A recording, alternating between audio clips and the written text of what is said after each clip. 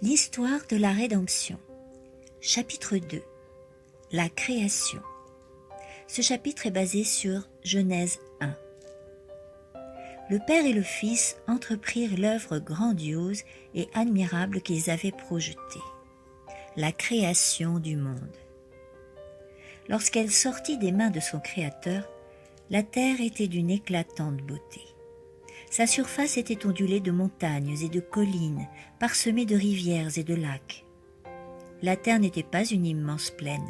La monotonie du paysage était rompue par des collines et des montagnes, non pas escarpées et déchiquetées comme de nos jours, mais avec des formes belles et régulières.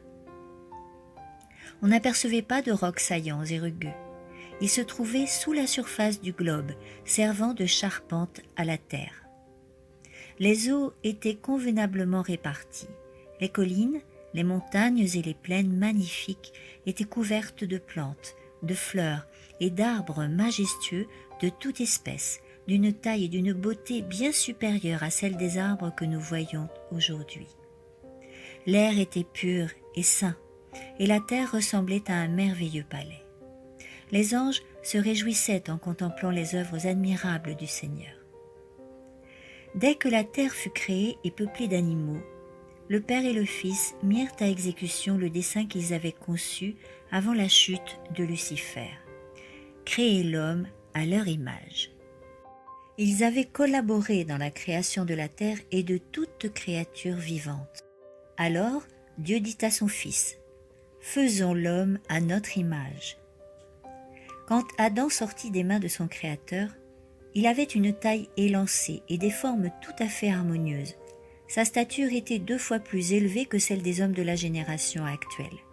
Ses traits étaient d'une beauté parfaite. Son teint, ni blanc ni livide, était frais et resplendissant de santé. Ève, qui était moins grande qu'Adam, dépassait de peu la hauteur de ses épaules. Elle aussi était belle.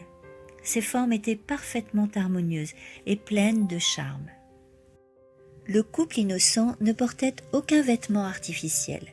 L'homme et sa femme étaient nimbés comme les anges d'un voile de lumière et de gloire qu'ils conservèrent aussi longtemps qu'ils furent obéissants.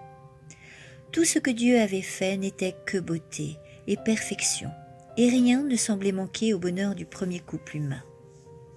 Mais Dieu voulut donner à Adam et Ève une autre preuve de son grand amour en préparant un jardin qui fut leur demeure particulière.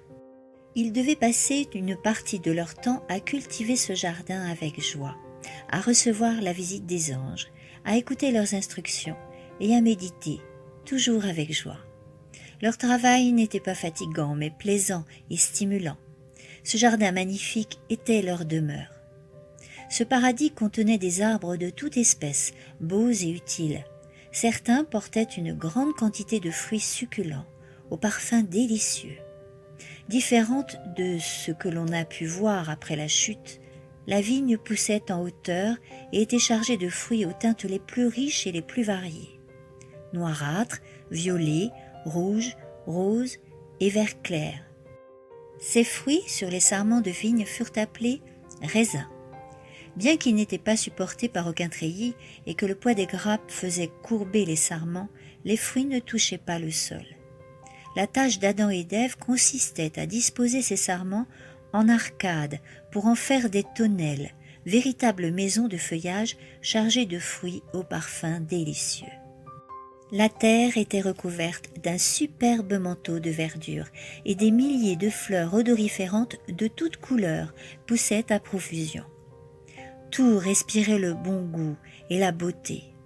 Au milieu du jardin se dressait l'arbre de vie, dont la gloire éclipsait tous les autres.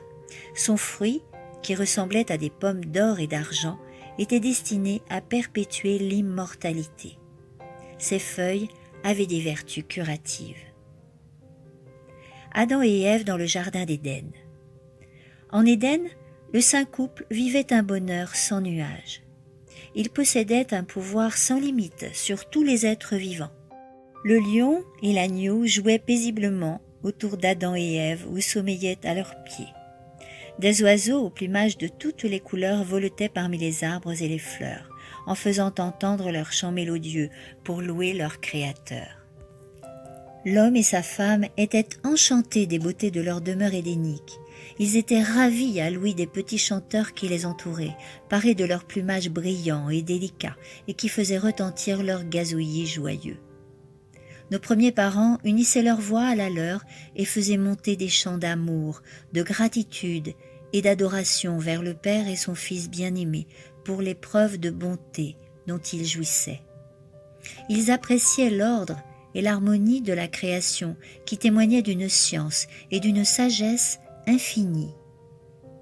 Dans le paradis où ils vivaient, ils découvraient constamment des beautés et des gloires nouvelles qui remplissaient leur cœur d'un amour toujours plus profond et les poussaient à exprimer leur reconnaissance et leur révérence envers le Créateur. La suite de la lecture au chapitre 3 dans la prochaine vidéo.